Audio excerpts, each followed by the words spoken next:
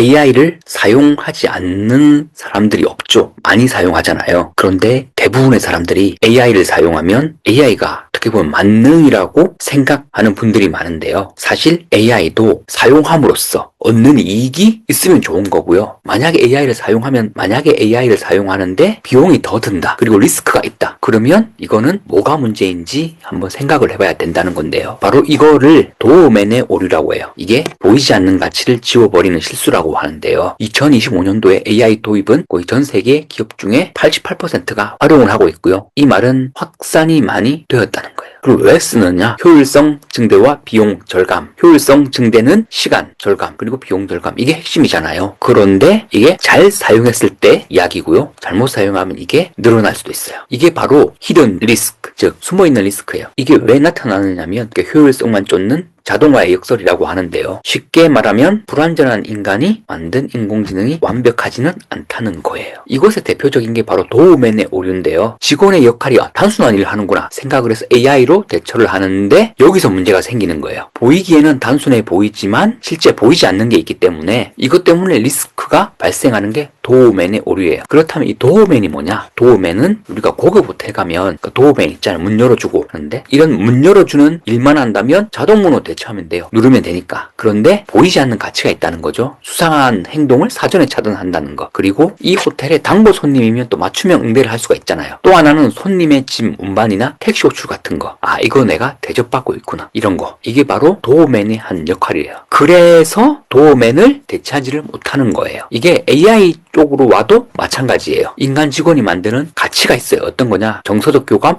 위기 대응, 경험의 완성 이렇게 되는데요. 예를 들어 볼까요? 이거 실제로 많은 사례인데요. 만약 세무서에 찾아간다. 세무서 국세를 가는 거잖아요. 그런데 사실은 요즘에는 홈택스나 손택스 하면 바로 세금을 낼 수가 있는데 이거 세금 내가 생각한 것보다 더 많이 나왔다. 그러면 항의하러 가는 거잖아요. 항의하러 갈 때 기분 좋게 가는 사람이 없어요. 그럴 때 직원들이 어떻게 하죠? 진정시킨 다음에 말 끝까지 들어보고 이야기를 해주고 이게 위기 대응이잖아요. 말 끝까지 들어주면 누구를 수 있고 이렇게 하는 거. 그리고 이런 게 있어요. 우리가 고객센터에 전화할 때 AI로 많이 대처하잖아요. 이 부분도 똑같다고 생각해요. AI 대처할 수가 있겠지만 상대가 화난 거 진정시키고 그리고 내 이야기 끝까지 들어주고 이게 어떻게 됐는지 충분히 이해시킬 때 이거는 인간 직원만이 할 수 있지 AI는 못하는 거예요. 이게 바로 인간만의 차별화된 가치예요.